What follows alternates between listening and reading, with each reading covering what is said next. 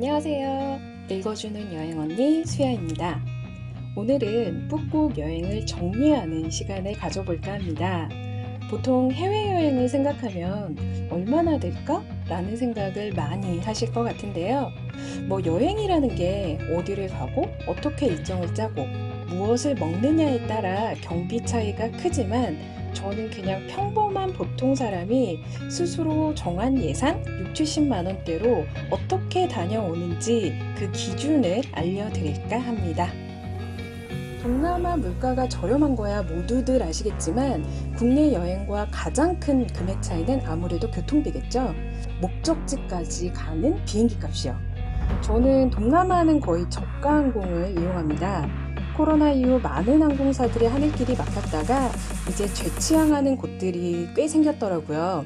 다만 저가 항공의 단점이 있다면 위탁 수화물 값을 별도로 지불해야 한다는 아쉬움이 있네요. 그래도 날짜 잘 조정해서 저가 항공 잡으면 여행 경비를 충분히 아낄 수 있으니 참 감사하죠. 이번 북극 3박 4일 기준 대략적인 경비를 2인 기준으로 말씀드리겠습니다. 첫 번째, 비행기 가격. 비에젯 항공을 통해 왕복 26만 원이었고요. 기내 수화물이 7kg까지가 가능해서 위탁 수화물은 둘 중 한 사람 15kg만 왕복으로 예약했습니다. 편도 23,000원 정도 들었고요. 그럼 비행기 값이 왕복 평균 28만 3천 원인데요. 요즘 국내 저가항공사 기준으로 저렴한 항공편을 보니까 30만 원에서 35만 원 사이로 생각하시면 될 것 같습니다. 국내 저가항공사 같은 경우에는 위탁 수화물이 편도 5만 원 정도 되더라고요. 두 번째, 호텔. 2박은 저희는 관광 일정으로 호텔에서는 잠만 잘 거라 그야말로 로컬 향기 가득 나는 28,000원짜리 방갈로 2박 총 56,000원. 마지막 1박은 호캉스로 24시간 휴양 일정이라 스파가 포함되어 있고 풀빌라인 퓨전 리조트 1박에 30만 원으로 총 호텔비는 3박에 35만 6천 원이 들었습니다. 그래서 비행기와 호텔비는 2인 총 92만 2천 원이 나왔네요. 저는 첫날과 마지막 날의 호텔비가 10배나 차이가 나는 곳으로 예약을 했지만 동남아는 10만 원 안쪽으로도 충분히 좋은 호텔에 계실 수 있기 때문에 취향에 따라서 그냥 3박을 10만 원대의 호텔로 잡으셔서 즐기는 것도 추천드립니다. 그리고 여행 경비는 인당 하루에 5만 원씩, 3일 기준 인당 15만 원, 2인 총 30만 원으로 예산을 짰습니다.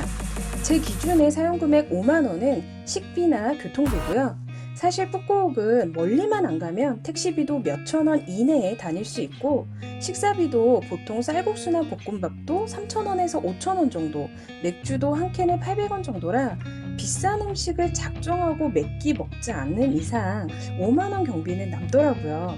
특히 저의 경우 마지막 날 호캉스 일정은 호텔에만 있어서 미리 장을 봤기 때문에 한 사람의 경비는 그대로 남게 되었습니다.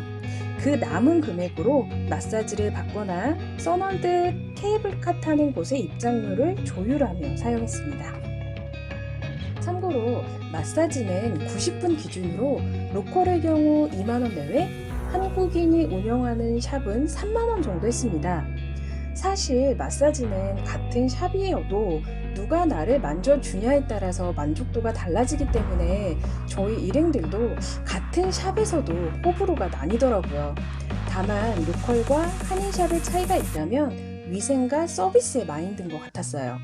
한국인이 하시는 곳은 일단 말이 통하니 한국 정서에 맞게 서비스가 가능하고 샵의 위생도 많이 신경 쓰는 것 같았습니다. 그리고 케이블카 포함 홍돈섬의 워터파크나 놀이기구 시설을 이용하는 입장료는 28,000원 정도 예상하시면 될 것 같습니다.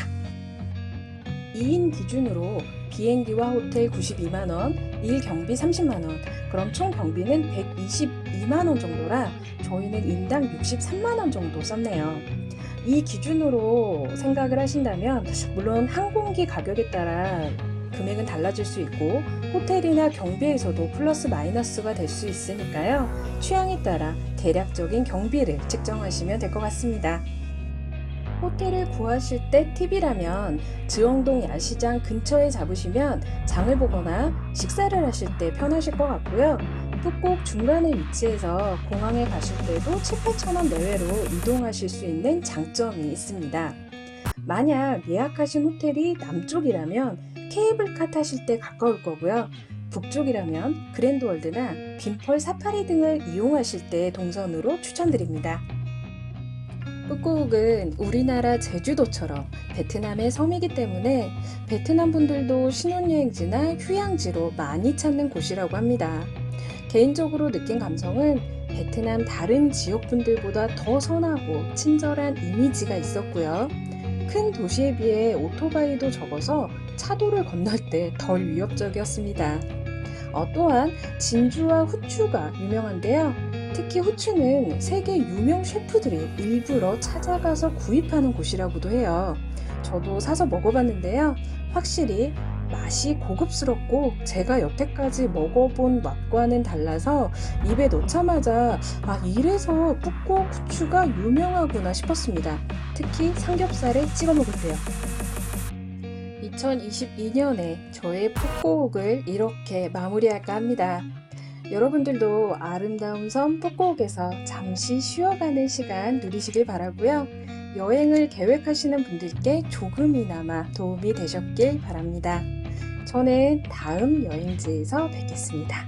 안녕!